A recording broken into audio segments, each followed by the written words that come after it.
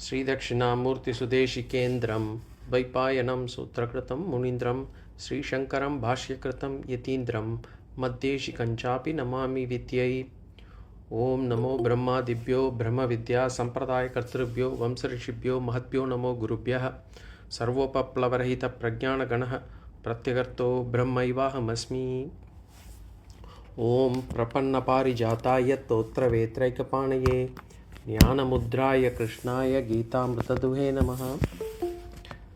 Okay, pranams everyone. So last week we had few people actually sharing their experience, sharing their reflections and learnings. We didn't do any kind of a summary. Basically, the points that came out were one. I'll probably just, without naming people, I'll just summarize the points that came out. One, of course, people were very happy to actually be part of this satsang, to be able to actually get this knowledge of our shastras. The other is people were looking acceptance and not having expectations, too high expectations, but more having an acceptance towards life and what life has to offer. That was coming out. Some people felt that they were able to overcome fear because of being in this satsang and learning this. And then a few other points that came out was titiksha, that they were able to follow, even though whatever was being thrown at them, they were able to actually withstand it, hold it. And then the Ishvara Arpana Buddhi,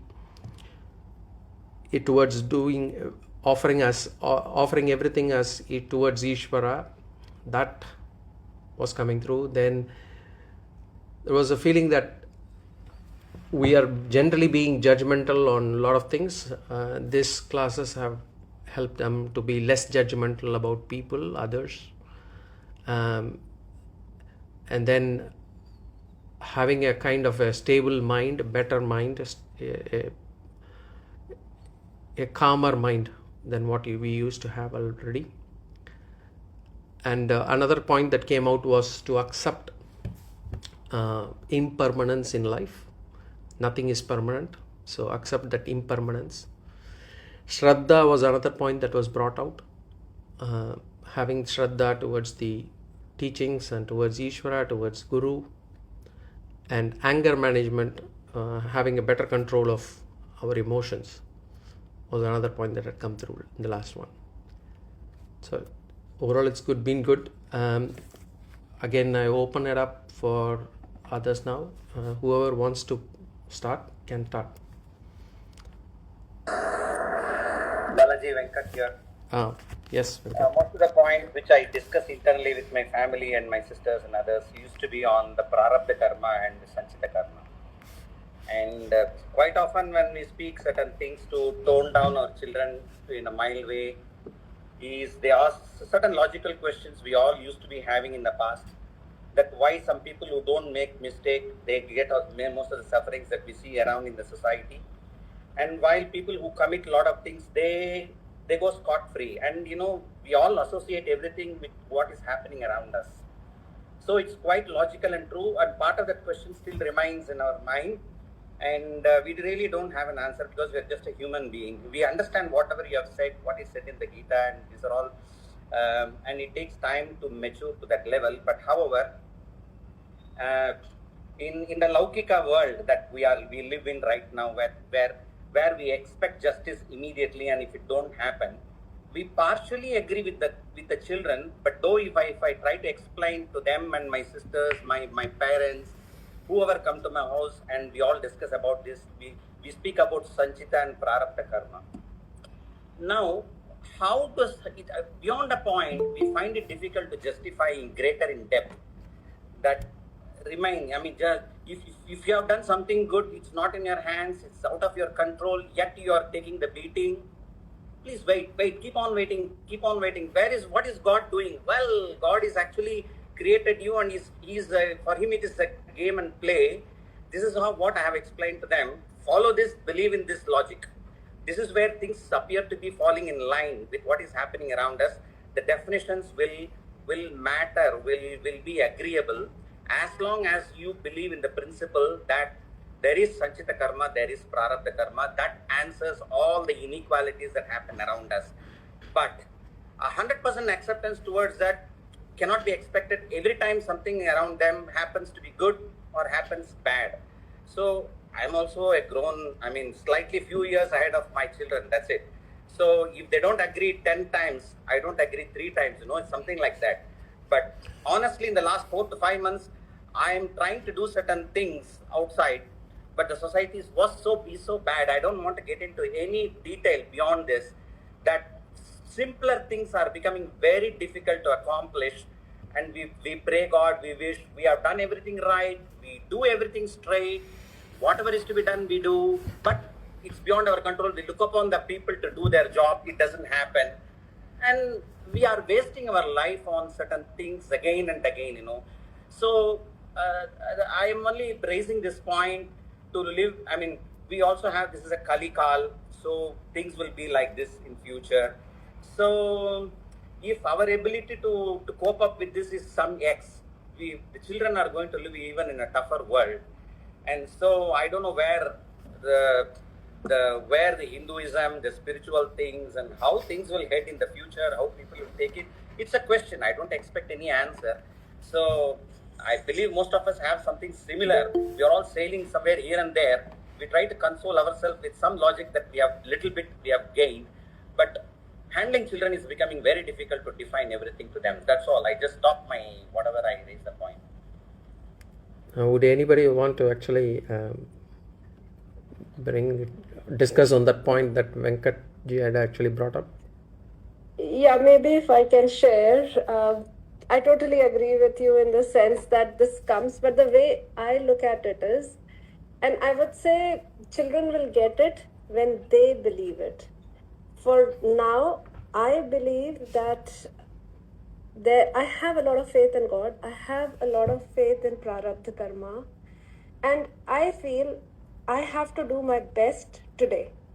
If I don't do my best today, this is a karma I'm doing, and the results today, tomorrow, whenever they will come, they will come.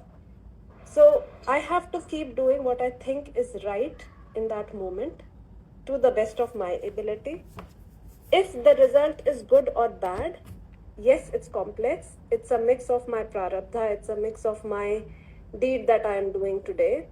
It may be bad, but in a sense, I also feel if the purpose of my life is moksha and I'm not getting a good result out of something and I am suffering, one of my prarabdha probably is getting over.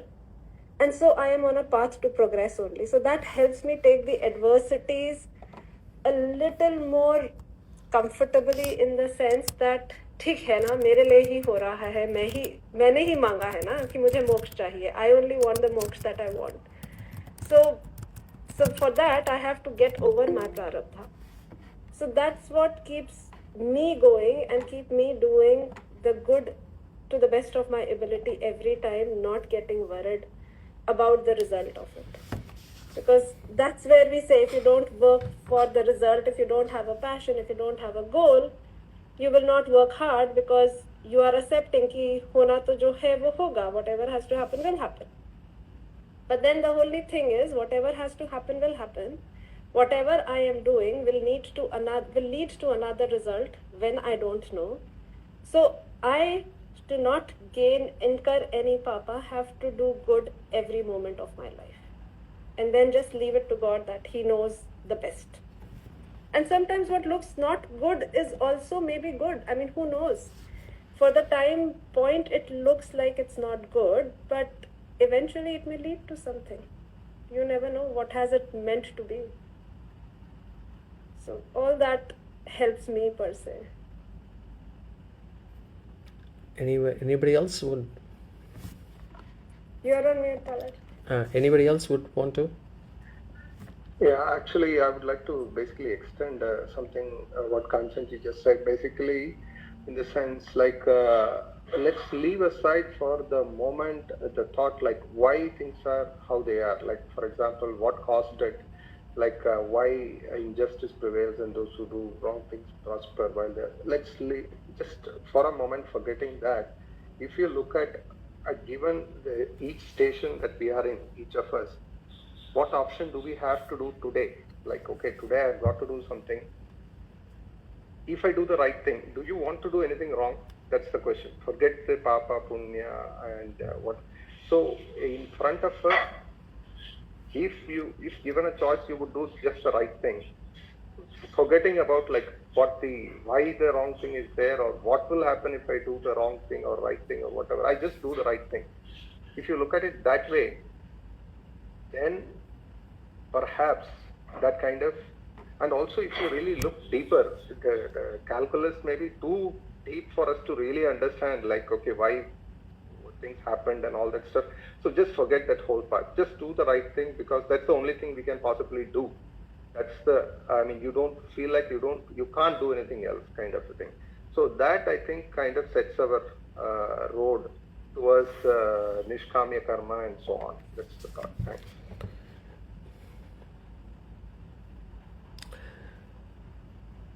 See, I really didn't want to, but in these 2 sessions, to actually bring out any kind of teachings or help to understand these things better. But I think this has been repeated now. The same kind of subject was discussed in the last session as well as now. Question is, how do we convince this next generation? And why is it that whilst we all agree that it's karma, how can I actually be able to, I myself am not convinced 3 out of 10 times that it is all because of karma and stuff like that. So first and foremost, in terms of the next generation, what we have to keep letting them know at a very young age, at a really young age, that it is not we who are providing them whatever they get. It is provided by Ishvara. We are just an instrument. That first message has to go through to the next generation. The second thing that we have to let them know is, look, whatever you are getting now is something not every child in this world gets. There are millions and millions of people who do not have even basic necessities. So don't take this for granted. Now, which means it has been provided by Ishvara and it cannot be taken for granted. Then how am I deserving this? Why do I deserve this? How do I deserve this? Then you say that comes because you had done some punya karma in your previous lives. And that is the reason why you are getting all these things. And therefore, you should continue to do punya karma so that your next life, this life and next lives are also as good as this one or even better. This is the first and foremost we have to let the next generation know. And it has to start very early. First of all, we have to let ourselves know as well as them know that it is not us who is providing them. It is Ishvara who is providing them. We are just an instrument. And that can actually, once they are convinced that whatever they get as good things is actually a result of what they had done in the past, then it is easy to convince that whatever you get is unfavorable situation is also a result of a karma of the past.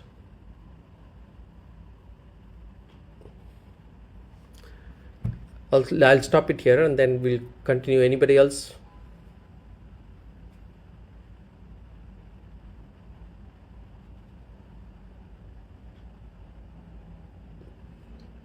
Anybody else on any other thing? Yep. Asha ji, yes.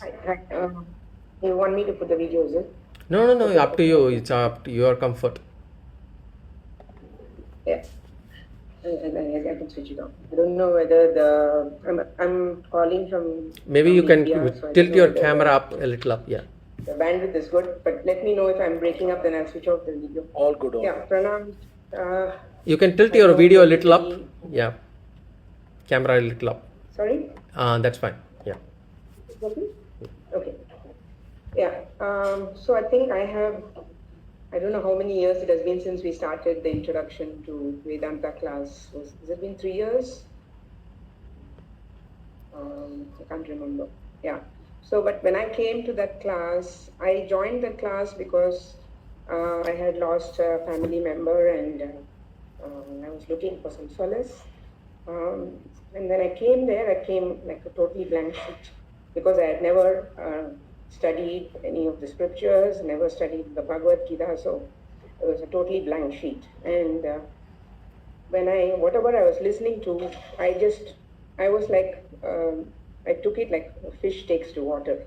I was so enthusiastic and excited to learn all this about what our scriptures teach, the core values in Vedanta, and I was so excited to share it with everybody around me. And I used to go around telling people that this is how it is, and I wanted to basically share my knowledge with them. But I then slowly learned that, wait, we are still we are students here, we're just barely starting on this journey. And as a student, first you should absorb whatever you're receiving, assimilate it, and try to apply it in your own lives before we start preaching, because it's only when you practice, then you're even little qualified to preach. But just that practice, learning it is one thing, practicing it is a totally different ballgame. And I don't know, I'm still not able to say with full conviction that I'm able to practice this.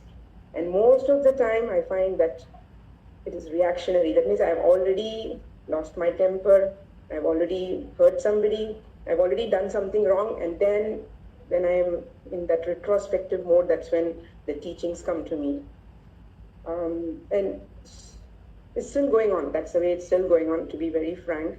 So I think practicing the values that have been taught till now is going to be very challenging.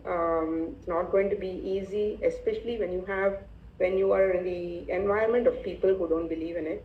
You have youngsters who challenge everything that you want them to be want to follow life in a certain way, but they don't want to agree to it.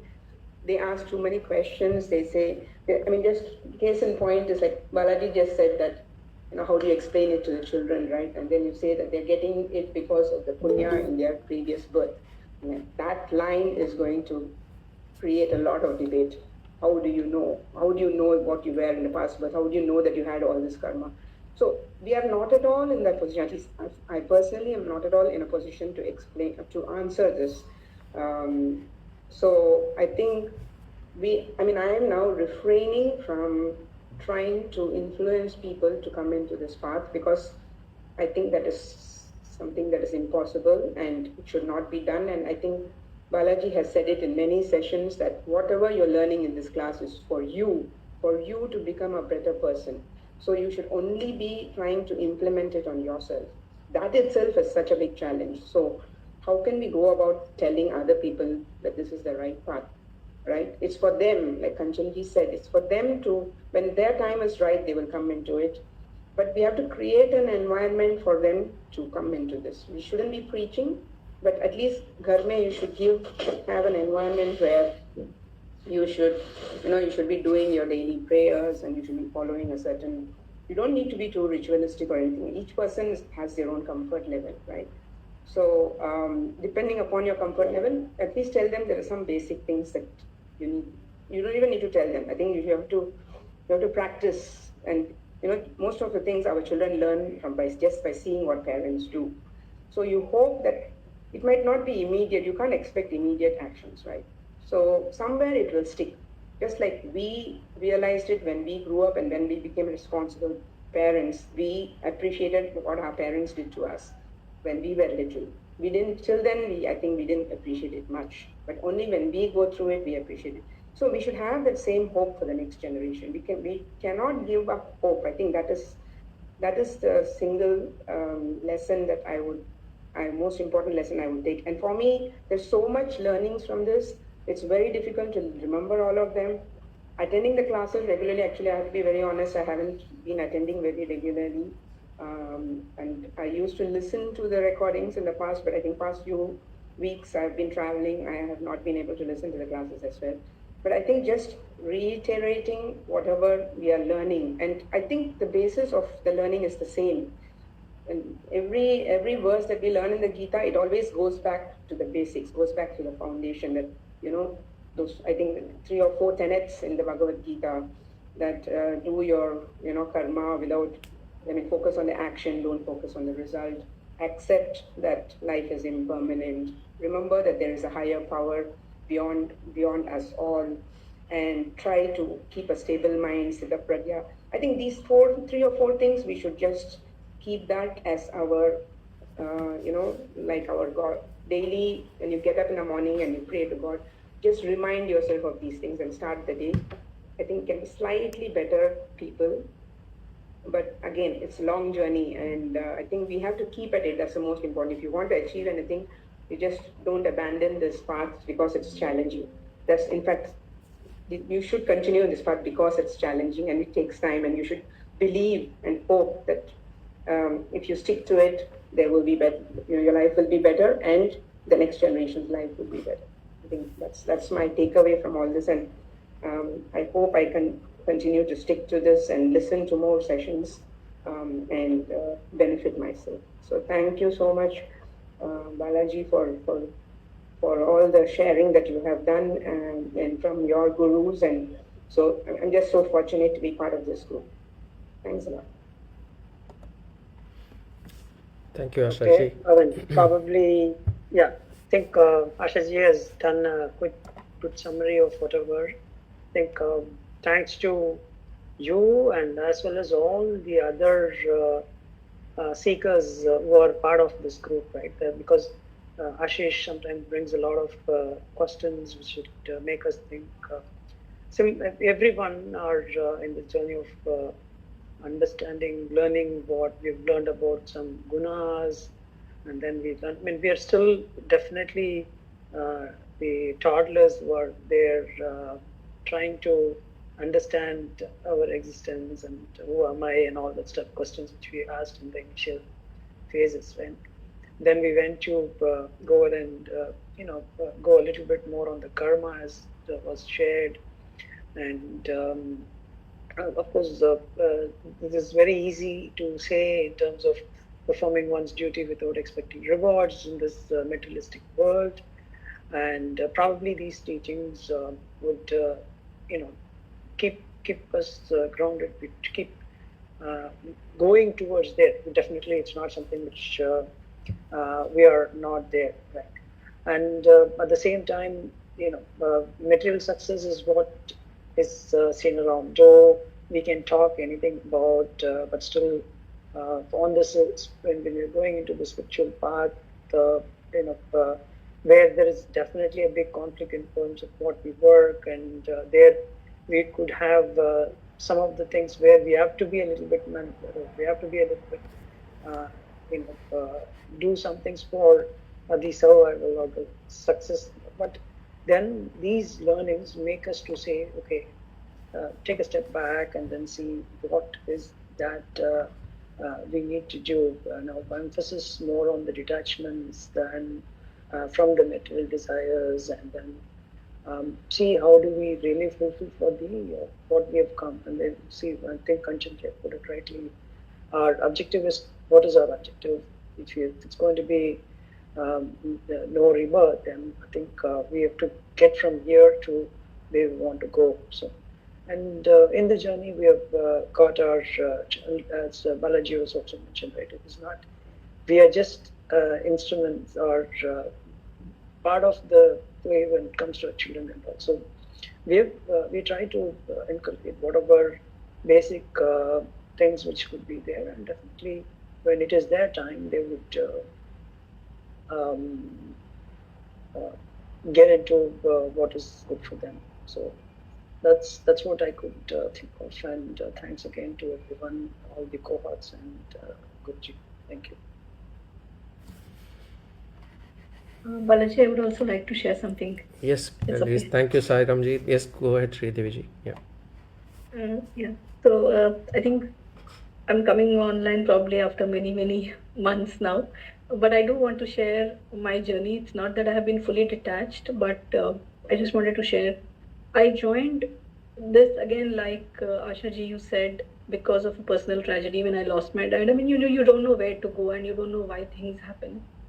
So that was the starting point, I think. But at the same time, my father was always very, very spiritual. I wouldn't say religious, but he believed in Advaita Vedanta. So he would keep discussing about, Brahmasmi or Tattvamasi. He would constantly keep, and especially towards the end, he would say that a lot. So for me, that seeking for knowledge was always there.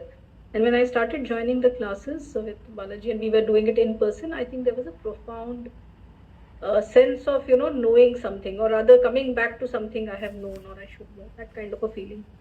And in the initial days, I was having lots of pages of, notes which I used to take down, and it really used to help also for sure, definitely. But then I think what I also wanted to just probably say that for me, religion was never, I was always against the religious part of the system. So why do you need to light a lamp? Why do you need, and to the answer to one of the questions asked, why is it that how can kids, we teach kids? I grew up in a Brahmin household. My grandparents, my parents, they were all very religious people. In the morning, you will not touch anyone, be in wet clothes, muddy, do your puja. And the more I saw that, the more I ran away from it. To the extent that I said, I don't want to do any of it. So we can do what we want to do as parents, but what our kids pick up is also their own prarabdha. It's also their own evolution as a soul. We can only do what we think is right. My parents probably did what they thought was right. I didn't pick it up. I actually went away from it. At some point, though, it came back to saying, okay, what is the roots? Where are we all coming from? What is God? Who am I? Those questions keep coming back. So that is why I got into this. And to be honest, I still believe in a lot of it. It's not that I don't believe. My moving away was for two reasons. One, I think, was the timing was becoming an issue. I was in Singapore, Ashish was in Mumbai coordinating, then my move to here. So all of it got a little messed up and the timing was not matching up. So I sort of stopped attending.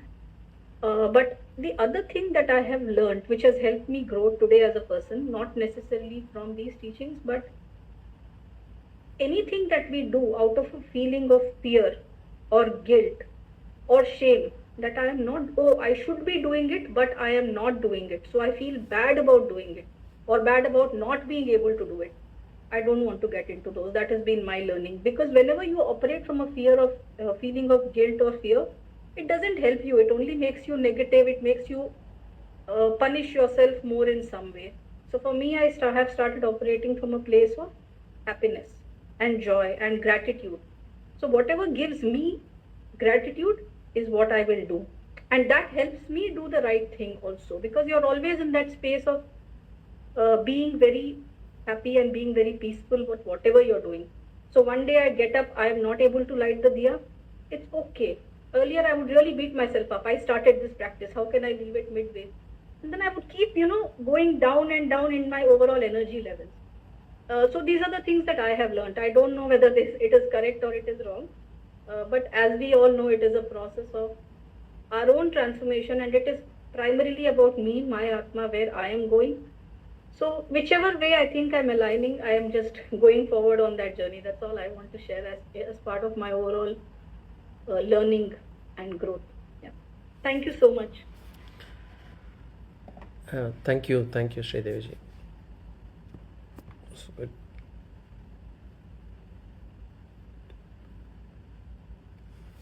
So I mean, one of the things that has come out a couple of, again, in this session as well as in the last session, was doing things without expectation. I think that is not what we want to stress here. Karmanyeva adhikaraste, that is understood or misunderstood. It is not, it doesn't say that one shouldn't do any action without any expectation. Without any expectation, one cannot do any action. It is only with expectation we all do our actions. We eat with the expectation that it is going to fulfill my hunger. We drink water with the expectation that it is going to quench my thirst. So without having any expectation, one cannot do any action.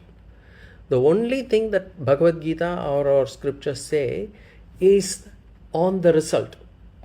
Once the result comes, accept it. either way. When you start doing your actions, you may have that expectation, fine, do it with that expectation. But don't get either overly elated or dejected at the outcome. With the outcome, you have a feeling of acceptance. And that's what we need to actually clearly call out. And here, another thing in the other thing we keep mentioning is, how is it possible to actually do this in the corporate world? In this very materialistic world, especially where there is a kind of a world where we may have to compete with others. Again, here there is another point. I mean, should I go around to my boss telling what I have done, or would it be seen as me not being humble and therefore against my whatever I have been taught or whatever I have been listening to? Those kind of questions or conflicts might come up. Again, what I want you to say is, when it comes to performance appraisal or those days and those situations, you are expected to highlight what you had done. That is part of the job. That is part of the process. So in terms of highlighting what you have done, there is nothing wrong in that. You can still highlight, and if in case you want to ask for a rise also, you can still ask for a rise, only with the feeling that whether the rise comes or not, whether the other person gets more or less, we should not feel affected by it. It does not stop you from doing what you are supposed to do in that role that you have taken up. You have a role in the corporate world, you do according to the role. But once a result comes, do not, as I said, overly elated or dejected. This point I wanted to make it clear. The other point that again that was coming through was sthita prajna. Sthita prajna means, we have to be clear, sthita prajna, if you use the term, that term in Bhagavad Gita is referred to a person who has already attained the knowledge of Aham Brahmasmi. He has attained the knowledge, he is already a jnani. A sthita prajna is from a jnani to a jnana nishta, which means he has already got all the sadhana chatushtayam. He has got viveka vairagyam, he has also got mumukshutvam, he has also got jnana. A sthita prajna is a person who has got jnana nishta also, which means he has done shravana manana nididhyasanam also. So to use the term for a person who is having a calm mind is not correct. Having a calm mind is something else, but sthita prajna is a person who is well established in Aham Brahmasmi knowledge. So that I want to clarify. Sorry. Yes, Venugopalji. Yeah, thanks. Actually, I was wondering, is it at all possible not to be elated or disappointed with the result if one had an expectation when doing the job? Anything. Like it is, you have already sown the seed for either of them when you had the expectation.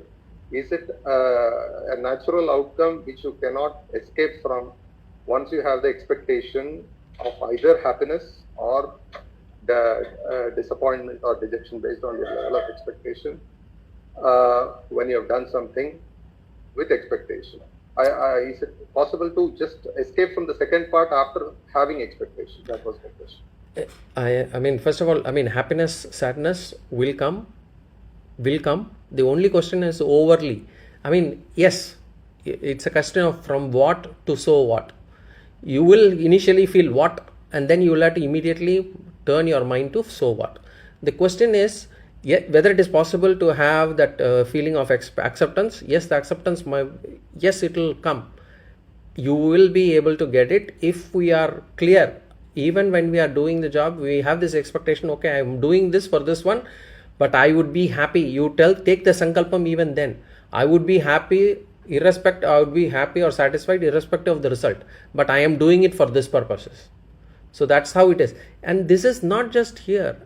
Even if you go to the sports world, corporate world, everywhere they will claim this. Suppose if a person is in 90s playing cricket, right?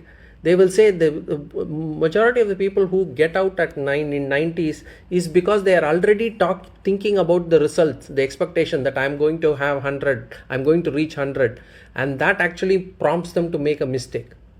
So the expectation, yes, once you actually think too much on the outcome, you are going to lose the process of action properly. So the idea here is to focus on the action and not as much on the results. Initially, it is okay to have expectation, but over a period of time, as we grow spiritually, we will only do actions which are our duties, and therefore there wouldn't be any expectation at all.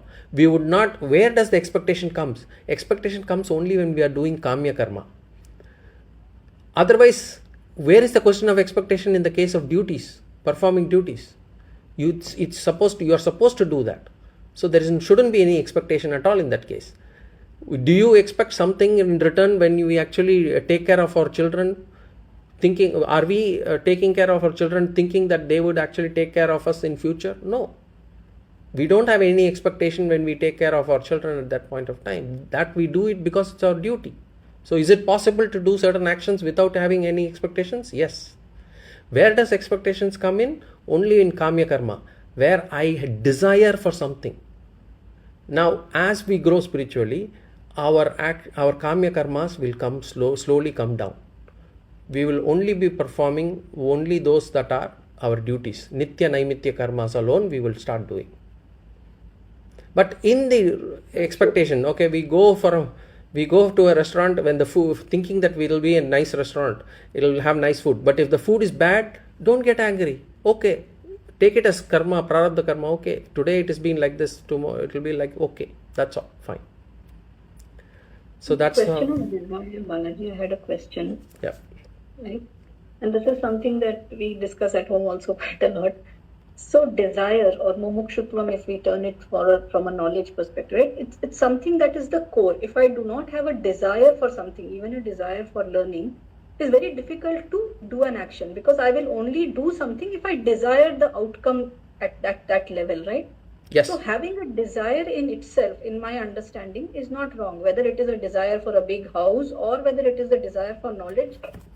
Now the question that keeps coming up is, where is desire correct, or what sort of desires are correct and what sort of desires are not so correct? And again, I keep thinking it is any desire, okay, which gives me happiness and does not put a lot of negativity inside me because I'm unable to reach that desire. All those desires I feel are okay because they are making me move forward. They are helping me to stay with a certain focus in doing whatever I'm doing, right? So how do I define what desire is bad, for example, and hence I should not be having that desire, is a question that keeps coming up. Sure. So in our Shastras, everything is classified. It makes it very easy for us. Everything is classified into three: Sattvic, Rajasic and Tamasic. So even the desires can be classified as Sattvic, Rajasic and Tamasic. Sattvic desires are those desires which, as you said, if I want to build knowledge, if I am interested in doing something for the welfare of the society or for the welfare of others, it's a Sattvic desire, where I am not having any selfish interest in it, is Sattvic. A Rajasic desire is where I have a selfish interest in it. I want to enjoy life and therefore there is a desire. I have a desire to go to Switzerland for holiday. It's a Rajasic desire because there is a selfish desire. I'm not having this desire for the welfare of the society or anything. That is a Rajasic desire. Then there is a Tamasic desire where I want it and I want the other person also to fail. So I have got something against somebody else also. It's negative, as you said, negative desire.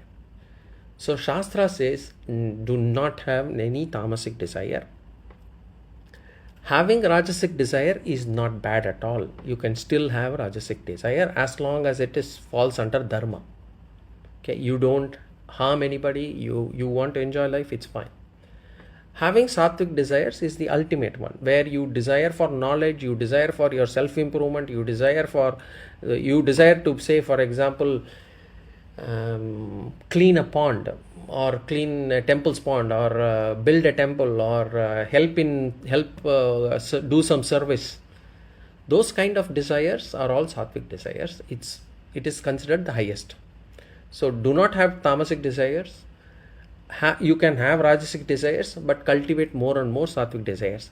As we grow in this process, as we grow spiritually, slowly again the tamasic desires, if you don't take tamasic desires, you continue to do the rajasic will slowly come down as you actually increase your sattvic desires. Automatically it will fall off.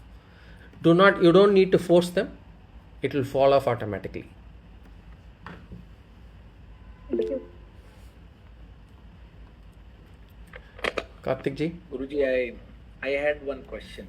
Yeah. So, while listening to your videos, you touch upon a lot of different topics, right? Be it gifting, many behavioral aspects, all leading to, sattvic mentality and all of it.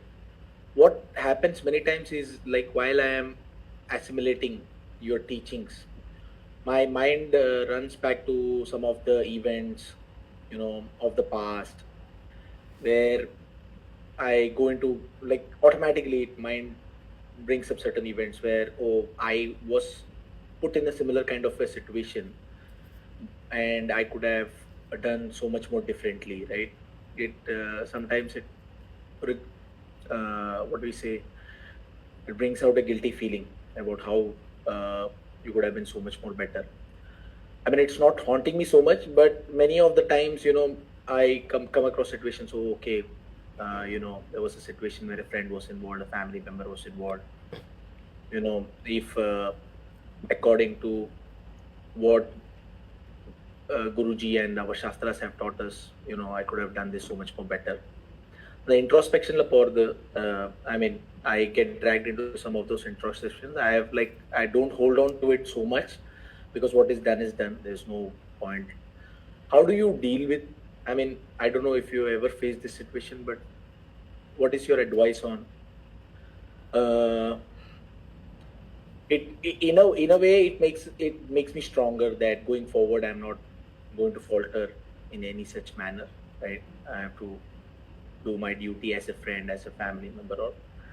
But what would your advice be in dealing with some flashbacks, some events in the past, which brings out a guilty kind of a feeling, right? Oh my God, I wish I could just wipe it out of my memory.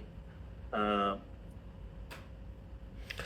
any suggestions on dealing with some past not so things you are not very proud about, right? It sometimes just rears its ugly head. And yeah, I'll stop there. Yeah. So having a feeling of guilt or having a feeling of hurt, as Sridevi also mentioned, it doesn't help anybody. You will not be able to perform if you continue to have this feeling of hurt or guilt. Guilt is where I have made a mistake. Hurt is where others have committed a mistake.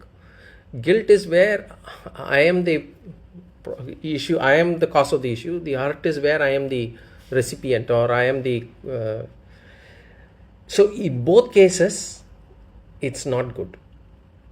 But reflection is okay. Reflection on that, on some of the past, what did I do? Could I have done better? That reflection is fine. If there is a feeling of hurt or guilt that comes up, you just give its value. Okay, I have got hurt, or I've got this guilt feeling. I should not get this again. But don't operate from this feeling of guilt. Just move on, continue. Do not take your guilt or hurt forward. Don't consider you to be either the villain nor the person who has been wronged. Okay. Never consider, either way it's not good. But if you have done something which is adharmic and there is a feeling of a guilt that comes out as a result. Having that guilt is for a little longer is good, because then we will not continue to make the same mistake. Okay, thank you, Guruji. Thank you.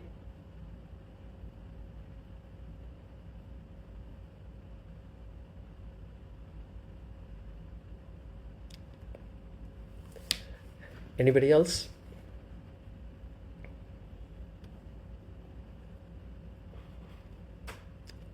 I mean, if nobody else has anything to share, I Yeah. have another question. So this topic of pramana, I mean anubhuti, and there was a topic, I don't clearly remember the terms, like we have our senses, right? If it is, so there are I'm The 5 types of pramana, this pratyaksha pramana, anubhav, Anubhav pramana, yep, and those upamana, kind of things, right? yep. Yeah. What is the essence of that? I mean, I couldn't kind of, I understood it, but then next time I'm not able to recollect it. So Okay. is it possible to explain in short, what is it trying to tell Yeah, behind that pratyaksha pramana, anubhava pramana, and then there was something else also. Upamana, yeah. So, what is pramana? Pramana is means of knowledge. And typically in this world, what do we take our means of knowledge, or where do we get our instrument of knowledge? Means of knowledge or instrument of knowledge? What is our instrument of knowledge? Typically it is the 5 sense organs.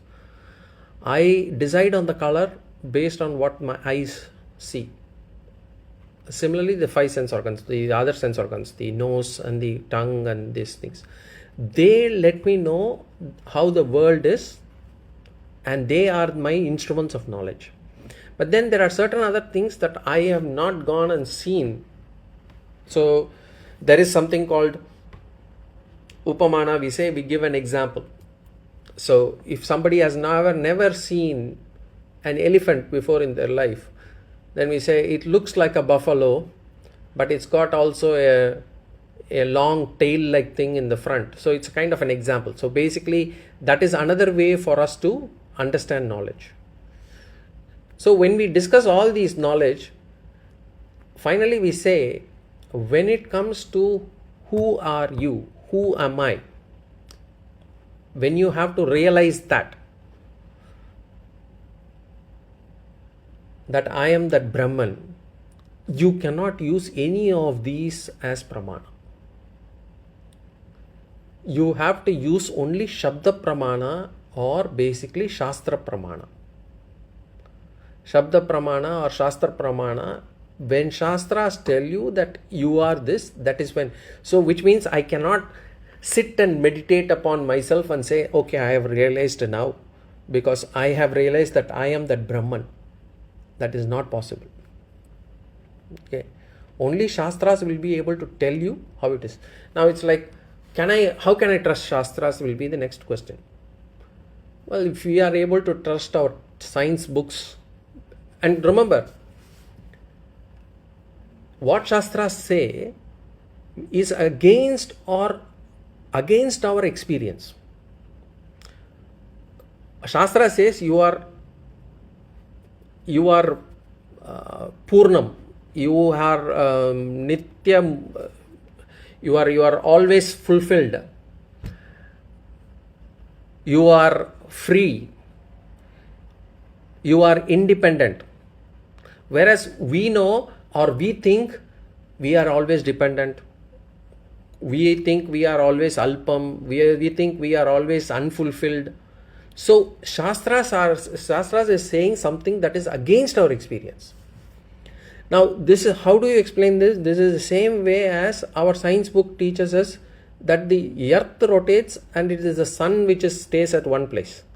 Our experience says that the sun moves from east to west every day. That is our experience, and we do not see that the earth is rotating or revolving.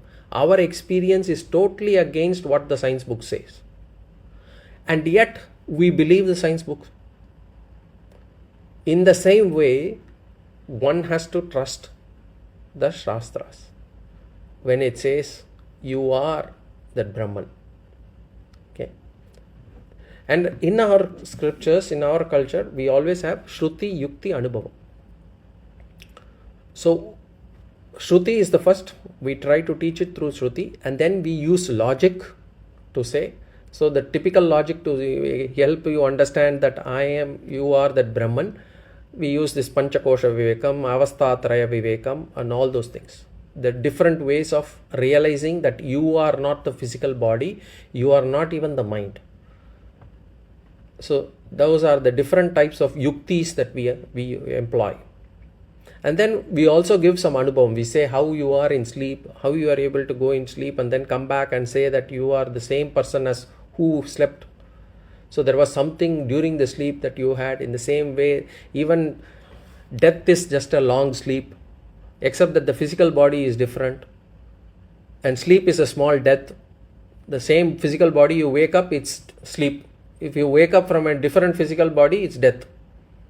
So those are the different examples that the Shastras give to understand. So the pramana is primarily to understand that there are different means of knowledge, but for Shastra, for ultimate realization, you need Shastra pramana, Shabda pramana.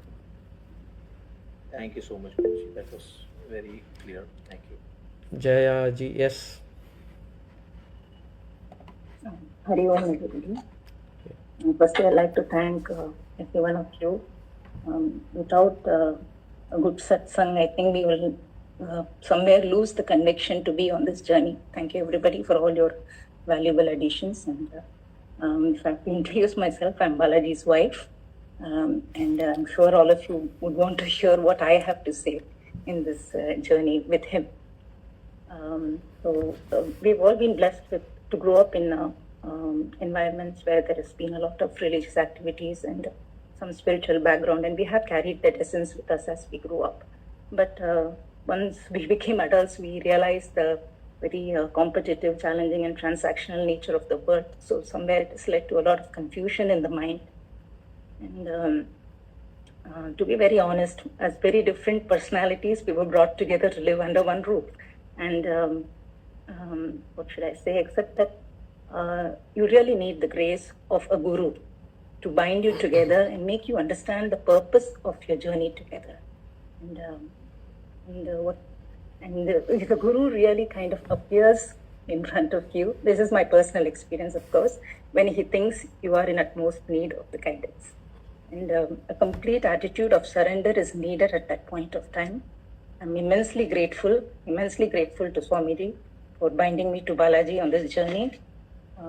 And also I would like to thank Balaji to, what should I say? I mean, as a typical wife, I would like to say that there can be only one alpha at home. But he's really been very accommodative and surrendered to his gurus and kept his ego under check, because he understands the importance of being a good compass to me and the children. So I'm really grateful to that. And every one of you, because you have really been helping us, because we spend, I'm sure all of you agree that when we are on this journey, a lot of things change in our life. The kind of conversations that we have, what we do over weekends, what we do when we are alone, our social circle, so many changes happen in our life. And you will have to let go all those things if you want something better. For this upliftment, we really have to let go of all that. So this last so many years that Balaji has stepped into this, I get very little time with him, to be honest. But when I see him proceeding with so much conviction, and when I see the changes that are coming in him, it kind of roots me more deeper in this journey. So for all the faith that you have all placed in him, for all that you have been doing to shape him, thank you so much, every one of you. And my personal learning, I think for me, it is very overwhelming sometimes, the kind of information that I get, because he's on a bullet train and I'm on a 743 slow local to Victoria. So it's very difficult for me sometimes to match what he speaks. But my small learning is that every single day, the idea is to become a better person. And if I take too many things in my basket, it confuses me for the kind of person that I am. So I want to make one of the Sadhana Chatushtayam as a mantra and probably try to be very consistent in it over a period of time. Then once I feel I have slightly mastered it, I want to move into the next one. So the idea is we do not want to have our personal ragadvesha of the time dictating our behavior and everything. So to know the right thing, we first need a good guru in life. And I think we are all very blessed that we have so many gurus in India, Swami Chinmayananda, Swami Karnanda, who have been very generous in their teachings. And we have access to all of this. Probably even our parents were not so lucky. We have access to a lot of all this. So what we need is the conviction and the interest to be very consistent in that. I hope the gurus bless us with that. And I think, that's about what I wanted to summarize. It's all very easily said, very difficult to follow is what I feel. But somewhere on this journey, I feel it really helps, especially to keep my emotions under check. That was one thing I feel I'm growing in. And thank you so much, every single person over here. Thank you, Jayaji, for all the personal sacrifices you are making. So we appreciate you, because without your cooperation and without your support, Guruji could not do justice to his own role, right? So with all your support, so many people's lives are getting affected. So thank you so much. Thank you. Hari Om. Karthik stole my words, so I just want to say that, thank you Jayaji for being the kind of enabling force in Ram's doing this positive change to all of us. Thank you so much. Yeah. I am also a seeker, so I also falter, and Jaya is the one who keeps me in check. So she kind of drives me and makes sure that I come back to the right direction. Yeah. Thank you. Anybody else on anything? Otherwise, we'll close the session. There'll be no sessions this December. I want to give a break. So we will continue in January if everything is okay. Ishwara willing. Oh, Bhanumati ji, you want to speak? Sorry. Yes, only a couple of minutes. Yeah. Just I want to say thanks. I missed so many classes. Even the recordings I could not hear, but when I hear the classes, it will be very awesome. I learned many things. I have changed. Lots I have changed. My patience level is increased. My anger is reduced. So many positive changes I have taken from your classes. Thank you so much, Balaji. Thank you. All praises. Om Purnamada Purnamidam Purnat Purnamudachyate Purnasya Purnamadaya Purnameva Vashishyate. Om Shanti Shanti Shanti. Hari Om Shri Gurubhyo Namaha. Hari Om. Hari Om. Hari Om.